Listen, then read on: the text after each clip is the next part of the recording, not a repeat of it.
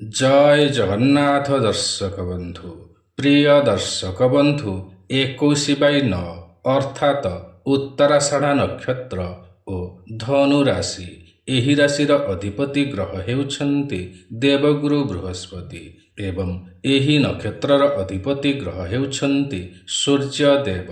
ଏଣୁ ଏହି ରାଶିର ବ୍ୟକ୍ତିମାନଙ୍କ ଉପରେ ଜୀବନ ସାରା ରବି ଓ ଗୁରୁଙ୍କର ପ୍ରଭାବ ରହିଥାଏ ଏବଂ ଏହି ରାଶିର ବ୍ୟକ୍ତିମାନେ ରବି ମହାଦଶାରେ ଜନ୍ମ ହୋଇଥାନ୍ତି ବା ଏମାନଙ୍କର ଜନ୍ମ ସମୟକୁ ରବି ମହାଦଶା କିଛି ବାକି ରହିଥାଏ।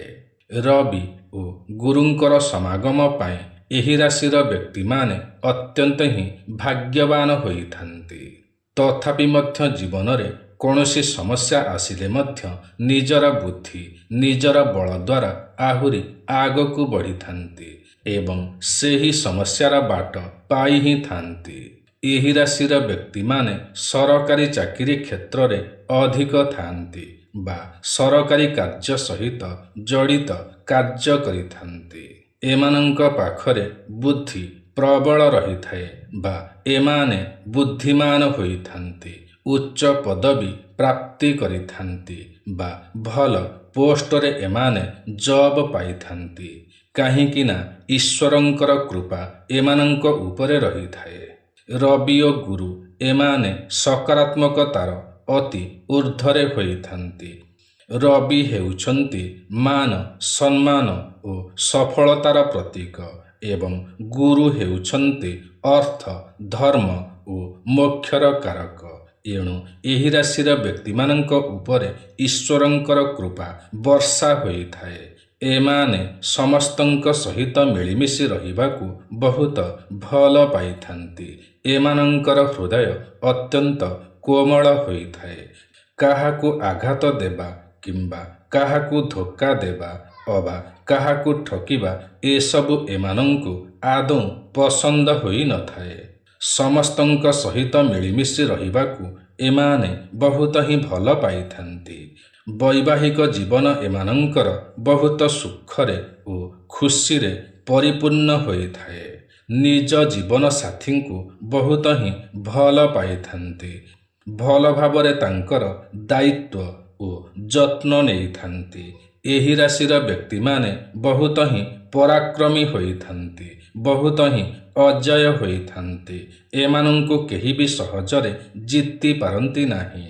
ରାଜନୀତିରୁ ମଧ୍ୟ ସୁଖ ଏମାନଙ୍କୁ ମିଳିଥାଏ। ଏହି ରାଶିର ବ୍ୟକ୍ତିମାନଙ୍କର ମୁଖ୍ୟ ଦେବତା ହେଉଛନ୍ତି ଶ୍ରୀ ଗଣେଶ ଏବଂ ଏମାନେ ସୂର୍ଯ୍ୟଙ୍କର ଗୁଣ ଦ୍ୱାରା ବିକଶିତ ହେବା କାରଣରୁ ଏମାନେ ଅଜୟ ହୋଇଥାନ୍ତି, ପଞ୍ଚୁଆଲିଟି ହୋଇଥାନ୍ତି, ପ୍ରତିଷ୍ଠିତ ହୋଇଥାନ୍ତି। ଏଣୁ ସୂର୍ଯ୍ୟ ନାରାୟଣଙ୍କୁ ପୂଜା ଆରାଧନା କରିବା ଉଚିତ ହୋଇଥାଏ। କିନ୍ତୁ ଶ୍ରୀ ଗଣେଶଙ୍କର ଆରାଧନା ସର୍ବାଧିକ ଲାଭ ଦେଇଥାଏ। ଏଣୁ ଜୀବନରେ ସୂର୍ଯ୍ୟ ନାରାୟଣ ଏବଂ ଶ୍ରୀ ଗଣେଶଙ୍କୁ ପୂଜା ଆରାଧନା କରିବା ନିହାତି ଆବଶ୍ୟକ ଅଟେ। ଏହି ରାଶିର ବ୍ୟକ୍ତିମାନଙ୍କର କଥା କହିବାର ଶୈଳୀ ଅତି ଆକର୍ଷକ ହୋଇଥାଏ ଓ ପ୍ରଭାବପୂର୍ଣ୍ଣ ହୋଇଥାଏ। ଦେଖି ଚାହିଁକି କଥାବାର୍ତ୍ତା କରିଥାନ୍ତି, ଶାନ୍ତିପୂର୍ଣ୍ଣ ଭାବରେ କଥାବାର୍ତ୍ତା କରିଥାନ୍ତି। ବଢ଼େଇ ଚଢ଼େଇକି କଥାବାର୍ତ୍ତା କରିବାକୁ ଏମାନେ ପସନ୍ଦ କରନ୍ତି ନାହିଁ। ସଫା ହୃଦୟର ବ୍ୟକ୍ତି ହୋଇଥାନ୍ତି। ଏଣୁ ଏମାନଙ୍କର ମିତ୍ରମାନେ ମଧ୍ୟ ସଫା ହୃଦୟର ହୋଇଥାନ୍ତି। ନିଜର ମିତ୍ରମାନଙ୍କ ପାଇଁ ଏମାନେ କିଛି ବି କରିପାରନ୍ତି। ଏଣୁ ମିତ୍ରମାନଙ୍କ ପାଇଁ ଏମାନେ ବିଶ୍ୱସ୍ତ ହୋଇଥାନ୍ତି, ବହୁତ ଦାୟିତ୍ୱପୂର୍ଣ୍ଣ ହୋଇଥାନ୍ତି।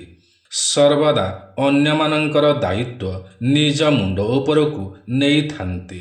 ଏମାନଙ୍କର ଏହା ଭାବନା ଯେ ଝଗଡ଼ା ଦ୍ୱାରା କୌଣସି କଥାର ସମାଧାନ ହୋଇନଥାଏ। ଏଣୁ ଏମାନେ ସର୍ବଦା ନିଜର କଥାବାର୍ତ୍ତା ଶୈଳୀରେ ଅନ୍ୟମାନଙ୍କୁ ବୁଝାଇବାକୁ ଚେଷ୍ଟା କରିଥାନ୍ତି। ଏମାନେ ଦୟାଳୁ ସ୍ୱଭାବର ହୋଇଥାନ୍ତି ଏବଂ ଏମାନଙ୍କର ଲକ୍ଷ୍ୟ ବହୁତ ବଡ଼ ହୋଇଥାଏ, ବହୁତ ମହତ୍ୱାକାଂକ୍ଷୀ ହୋଇଥାନ୍ତି। ଦେଖେଇ ହେବାକୁ ଏମାନେ ପସନ୍ଦ କରନ୍ତି ନାହିଁ କିମ୍ବା ନିଜର ମନର କଥାକୁ କାହାରିକୁ ଖୋଲି କୁହନ୍ତି ନାହିଁ। ଏମାନେ ପରିଶ୍ରମୀ ହୋଇଥାନ୍ତି ଓ ପରିଶ୍ରମ କରିବାକୁ ବହୁତ ଭଲ ପାଇଥାନ୍ତି। ନିଜର ପରିଶ୍ରମ ପାଇଁ ହିଁ ଏମାନଙ୍କର ଖ୍ୟାତି ବଢ଼ିଥାଏ। ସର୍ଟକଟରେ ଜୀବନ ବଞ୍ଚିବାକୁ ଏମାନେ ପସନ୍ଦ କରନ୍ତି ନାହିଁ। ଏକଜିଦିଆ ହୋଇଥାନ୍ତି। ଜୀବନରେ ଏମାନଙ୍କର ସ୍ଥିରତା ପ୍ରାୟ ରହିନଥାଏ ଏବଂ ଏମାନେ ପ୍ରସିଦ୍ଧି ପାଇଥାନ୍ତି। ଏମାନଙ୍କର ଜୀବନରେ ପ୍ରାୟତଃ ଅପ୍ ଡାଉନ୍ ଲାଗି ରହିଥାଏ। ଭଲ ଲିଡରଟିଏ ହୋଇପାରନ୍ତି। ପ୍ରାୟତଃ ଅନେକ ଥର ଘର ବଦଳାଇଥାନ୍ତି। ଗୋଟିଏ ଘରେ ସର୍ବଦା ରହିପାରନ୍ତି ନାହିଁ। ଏହା ସମସ୍ତେ କରିନଥାନ୍ତି। କିଛି ରାଶିର ବ୍ୟକ୍ତିମାନେ ଏପରି ହିଁ କରିଥାନ୍ତି। ନିଜ ପରିବାର ଠାରୁ ଏମାନଙ୍କୁ ପିଲାଦିନରୁ ହିଁ ସ୍ନେହ ଆଦର ମିଳିଥାଏ। ଘରେ ଭଲ ପାଇବା ଠିକ୍ ଠାକ୍ ମିଳିଥାଏ। କିନ୍ତୁ 32 ବର୍ଷ ବୟସ ପରେ ସମ୍ପର୍କରେ ଏମାନଙ୍କର ଏକ ବଡ଼ ପରିବର୍ତ୍ତନ ଆସିଥାଏ। ଭଲ ସମ୍ପର୍କ ଖରାପ ହୋଇଯାଏ ଏବଂ ଖରାପ ସମ୍ପର୍କ ଭଲ ହୋଇଯାଏ।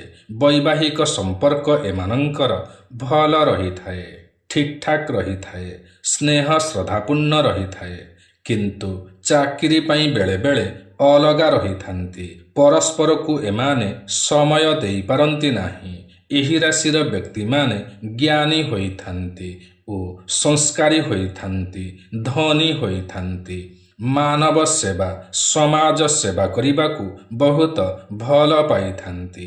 ଏମାନେ ଧାର୍ମିକ ହୋଇଥାନ୍ତି କିନ୍ତୁ ବେଳେବେଳେ ଭୌତିକ ସୁଖ ପଛରେ ଧାଇଁଥାନ୍ତି। ଏମାନେ ବିନମ୍ର ହୋଇଥାନ୍ତି, ଆଶାବାଦୀ ହୋଇଥାନ୍ତି, ସହନଶୀଳ ହୋଇଥାନ୍ତି। ବୃଦ୍ଧ ବୃଦ୍ଧାଙ୍କର ସେବା ଓ ସମ୍ମାନ କରିଥାନ୍ତି। ପିତାଙ୍କ ପ୍ରତି ଏମାନଙ୍କର ଏକ ଅଲଗା ପ୍ରକାରର ଭକ୍ତି ରହିଥାଏ। ଏମାନେ ଟିମ୍ ଲିଡର ହୋଇଥାନ୍ତି, ସିନିୟର ଅଧିକାରୀ ହୋଇଥାନ୍ତି, ପଶୁପାଳକ ହୋଇଥାନ୍ତି। ଶାରୀରିକ କ୍ଷେତ୍ରରେ ଏମାନେ ଷ୍ଟ୍ରଙ୍ଗ ହୋଇଥାନ୍ତି। ଖେଳକୁଦରେ ଏମାନେ ଭଲ କୌଶଳରେ ଖେଳିପାରନ୍ତି। ଏହି ରାଶିର ବ୍ୟକ୍ତିମାନେ ସର୍ବଦା ଜଗତର କଲ୍ୟାଣ କଥା ଚିନ୍ତା କରିଥାନ୍ତି। ନିଜର ସ୍ୱାର୍ଥକୁ ପଛରେ ପକାଇ କାମ କରିଚାଲିଥାନ୍ତି। ଏମାନେ ନ୍ୟାୟପରାୟଣ ହୋଇଥାନ୍ତି। ଏମାନେ ତ୍ରିପାଦର ହୋଇଥାନ୍ତି, ମନୁଷ୍ୟ ଗଣର ହୋଇଥାନ୍ତି, ଶତ୍ରୁବାଦୀ ହୋଇଥାନ୍ତି, ଦୟାଶୀଳ ହୋଇଥାନ୍ତି, ଦେବତାଙ୍କୁ ଭକ୍ତି କରିଥାନ୍ତି, ବିଷ୍ଣୁ ସେବା କରିଥାନ୍ତି, ଗାନ୍ଧାର ବିଦ୍ୟାରେ ରତ ହୋଇଥାନ୍ତି, ଗାୟକ ହୋଇଥାନ୍ତି, ବହୁତ ସୁଖୀ ହୋଇଥାନ୍ତି, ପଣ୍ଡିତ ହୋଇଥାନ୍ତି। ଏମାନଙ୍କର ଆଖି ବହୁତ ସୁନ୍ଦର ହୋଇଥାଏ ଓ ଉଜ୍ଜଳ ହୋଇଥାଏ। ଏମାନେ ବିଚାରବନ୍ତ ହୋଇଥାନ୍ତି, ଧର୍ମବନ୍ତ ହୋଇଥାନ୍ତି, ରାଜପୂଜକ ହୋଇଥାନ୍ତି, କୀର୍ତ୍ତିବାନ ହୋଇଥାନ୍ତି, ବକ୍ତା ହୋଇଥାନ୍ତି, ବନ୍ଧୁ ଓ ଜନପ୍ରିୟ ହୋଇଥାନ୍ତି, କ୍ଷମାଶୀଳ ହୋଇଥାନ୍ତି, କୃଷ୍ଣ ଭକ୍ତିର ହୋଇଥାନ୍ତି, ଜ୍ଞାନବନ୍ତ ହୋଇଥାନ୍ତି, ବୈରାଗୀ ହୋଇଥାନ୍ତି, ତ୍ୟାଗୀ ହୋଇଥାନ୍ତି। ଏମାନଙ୍କ ପାଇଁ ଶୁଭ ସଂଖ୍ୟା ହେଉଛି 1, ଶୁଭ ରଙ୍ଗ ହେଉଛି ତମ୍ବା ରଙ୍ଗ, ଶୁଭ ଦିଗ ହେଉଛି ଦକ୍ଷିଣ ଦିଗ, ଶୁଭ ବୃକ୍ଷ ହେଉଛି ଲିମ୍ବ ବୃକ୍ଷ। ତେବେ ପ୍ରିୟ ଦର୍ଶକ ବନ୍ଧୁ, ଏହା ତ ଥିଲା 21/9 ବା ଉତ୍ତରାଷାଢ଼ ନକ୍ଷତ୍ର ଓ ଧନୁରାଶି ବିଷୟରେ। ଆଜିର ଏହି କାର୍ଯ୍ୟକ୍ରମଟି ଆପଣଙ୍କୁ କିପରି ଲାଗିଲା ନିଶ୍ଚୟ କମେଣ୍ଟ କରି ଜଣାଇବେ।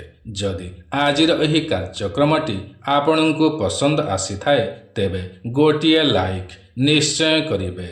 ଯଦି ଆପଣ ଆମର ଏହି ୟୁଟ୍ୟୁବ୍ ଚ୍ୟାନେଲ ଓଡ଼ିଆ ଜ୍ଞାନସାଗରରେ ନୂଆ ଅଟନ୍ତି ଏବଂ ଏଯାଏଁ ସବସ୍କ୍ରାଇବ୍ କରିନାହାନ୍ତି ତ ତୁରନ୍ତ ସବସ୍କ୍ରାଇବ୍ କରିନିଅନ୍ତୁ, କାରଣ ଆମର ଏହି ୟୁଟ୍ୟୁବ୍ ଚ୍ୟାନେଲରେ ଏହିପରି ଅନେକ ଭଲ ଭଲ ଭିଡ଼ିଓମାନ ସର୍ବଦା ଅପଲୋଡ଼ କରାଯାଇଥାଏ, ଯାହାକି ଆପଣଙ୍କର ଜ୍ଞାନର ସୀମାକୁ ବଢ଼ାଇଥାଏ। ତେବେ ଆଜି ପାଇଁ ଏତିକି। ପୁଣି ଦେଖା ହେବ ଆସନ୍ତା ନୂଆ ଏକ କାର୍ଯ୍ୟକ୍ରମରେ। ସେ ପର୍ଯ୍ୟନ୍ତ ଆମକୁ ବିଦାୟ ଦିଅନ୍ତୁ। ଜୟ ଜଗନ୍ନାଥ ଦର୍ଶକ ବନ୍ଧୁ।